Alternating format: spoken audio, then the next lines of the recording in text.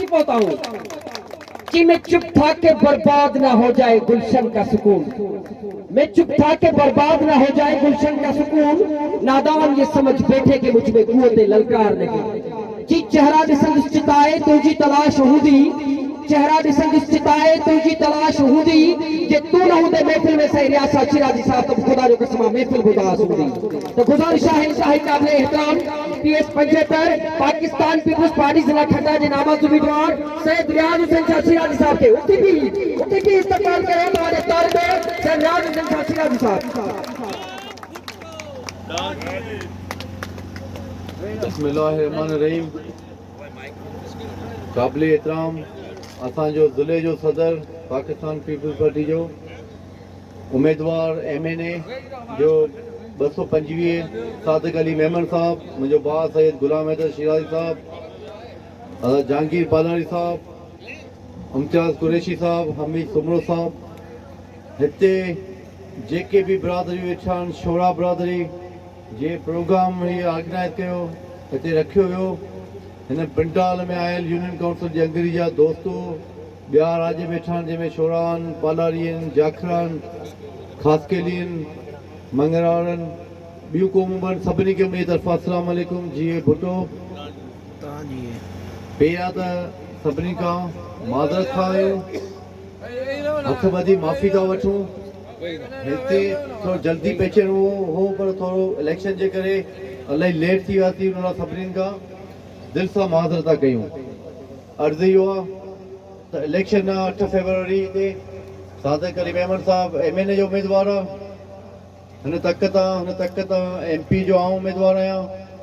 अॻे बि आऊं MP होसि 5 साल, हिन तक तां मुंहिंजो वालिद साहब हयात थी वियो हुन वक़्त में, हींअर वरी बि पाकिस्तान पीपल्स पार्टी मूंते महिरबानी कई, मूंते इतमाद कयो, मूंखे हिन उम्मीदवार टिकट ॾिनी, हिन तक तां तमामु भाइरनि खे अर्ज़ु कंदुसि महिरबानी करे MNA जो वोट जो बि निशान तीर आहे, MP जो वोट जो निशान भी तीर आहे। 8 फरवरी ते तव्हां तीर ते ठपो हणी ॿिन्हिनि पाकिस्तान पीपल्स पार्टी कैंडिडेट कामयाबु कंदा, हीअ तव्हांजी पंहिंजी कामयाबी आहे इंशाअल्लाह ताला। दोस्तान जा कम इलाही आहिनि, मूं असेंबली में बि ॻाल्हायो, तव्हां नौजवान वेठा आहिनि, फेसबुक बि हलाईंदा हूंदा, ॿी सोशल मीडिया बि हलाईंदा हूंदा, उते ॿुधो हूंदो तव्हांजा ॻोठनि जा मसइला, जेके ॻोठ पका करण इंशाअल्लाह ताला असेंबली में करारदाद पास थी वई हुई, उहो बि अलाह कंदो वरी इलेक्शन खटींदासीं, त जेको लेटर कढाइणो उहो कढाईंदासीं। असां हींअर 1350 उस्ताद बहाल कराया NCHD जा, उन मां बि इलाही 1350 ख़ासदारनि खे रोज़गार बि मिलियो, 1350 स्कूल बि खुलंदा, मास्तरियूं GST PST माण्हुनि खे 60,000 नौकरियूं पाकिस्तान पीपल्स पार्टी ॾिनियूं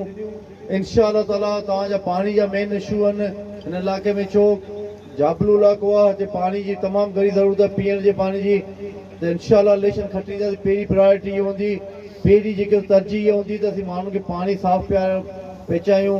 या तला ठाराए ॾियूं, या जेके बि इहा व्हाट्सअप लाइ अचे तव्हांजे इलाइक़े पाणी पुॻे, दरावत डैम ठहियो आहे, हुनखे हेठि पासे जो पाणी मिली सघे थो,